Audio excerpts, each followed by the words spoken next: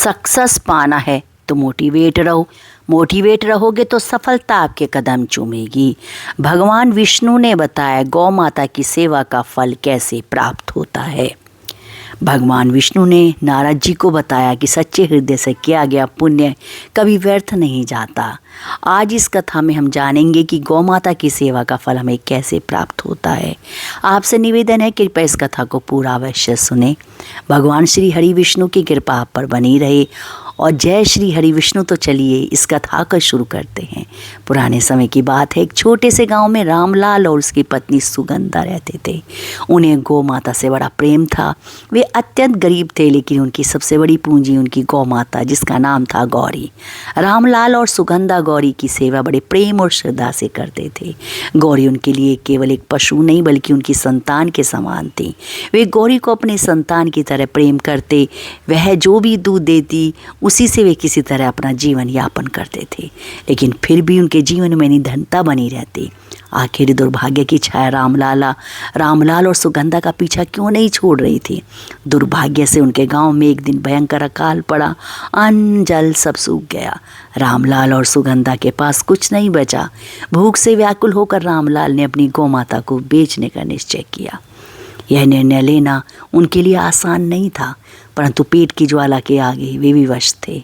रामलाल ने गौरी को बेचने के लिए शहर जाने की सोची, लेकिन तभी गांव में एक धनी व्यापारी आया। उसने कहा, मैं इसे खरीदने को तैयार हूँ, लेकिन यह सुनिश्चित कर लो कि एक बार सौदा तय हो जाए तो इसे वापस नहीं ले सकते। मजबूरी में रामलाल ने सौदा स्वीकार कर लिया और गौरी व्यापारी के हवाले कर दी। गौरी के जाते ही सुगंधा की आंखों में आंसू भर आए। वह बोली, राम, आज हमने गौ माता को नहीं, हमने अपनी आत्मा को बेच दिया।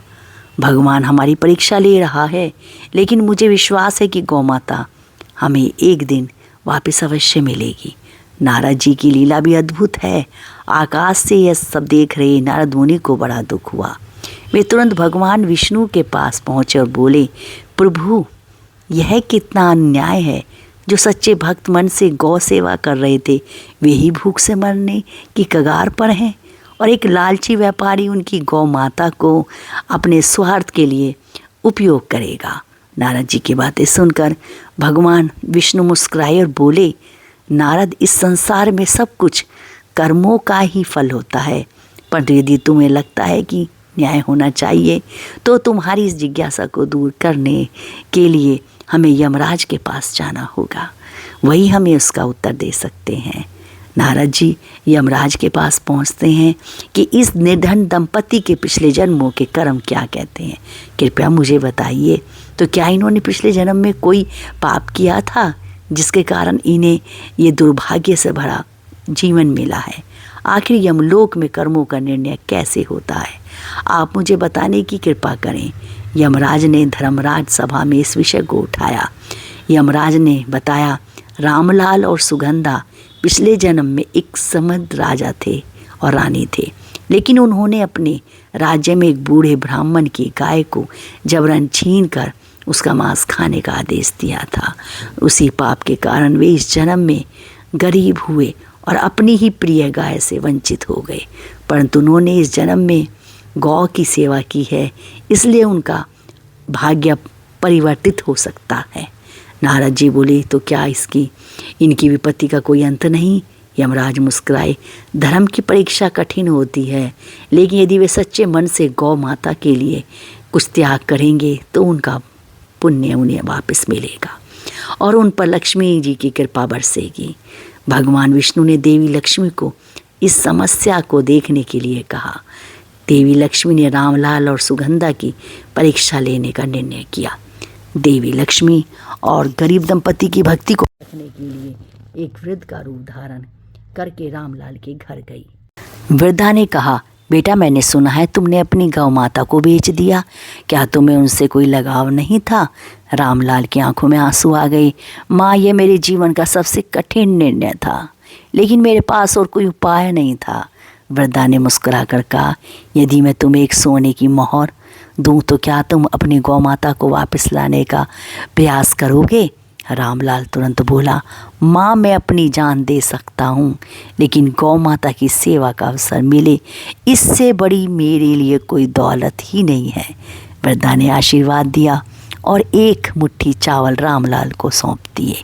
रामलाल ने आश्चर्य से पूछा, माँ यह क्या है? वृद्धा बोली, इन्हें किसी भूखे को खिला देना और फिर देखना चमत्कार। देवी के इस चमत्कार में ही न्याय छुपा है। रामलाल ने उन चावलों को गांव के सबसे निर्धन और भूखे बच्चों में बांट दिया। उसी रात उनके आंगन में तेज प्रकाश हुआ और देवी लक्ष्मी प्रकट हुई। उन्होंने कहा, रामलाल तुमने जो त्याग किया वही तुम्हारा सबसे बड़ा पुण्य है। तुम्हारी श्रद्धा और करुणा से प्रसन्न होकर मैं तुम्हें असीम धन संपदा का आशीर्वाद देती हूँ और तुम्हारी गौ माता भी तुम्हारे पास लौट आएगी। और दूसरे ओर उस व्यापारी का पतन होने लगा जिसने वह गाय खरीदी थी। क्या ये भी उसके कर्मों का फल था? वहीं दूसरी ओर व्यापारी जिसने गौरी को खरीदा था, उसके जीवन में अजीब घटनाएं होने लगीं। उसकी संपत्ति धीरे धीरे नष्ट होने लगी। व्यापार में घाटा हुआ और उसके घर में अजीब घटनाएं घटने लगी। रात को उसे गौ माता की करुणामयी पुकार सुनी और उसे भयंकर स्वप्न आया। एक रात उसने सपने में एक दिव्य पुरुष प्रकट हुए और बोले, जिसने धर्म से मुँह मोड़ा उसे इसका दंड अवश्य मिलेगा। गौ माता किसी का अहित नहीं चाहती, लेकिन यदि तुम उसके सच्चे सेवकों को नहीं लौटाओगे तो तुम्हारा सर्वनाश निश्चित है।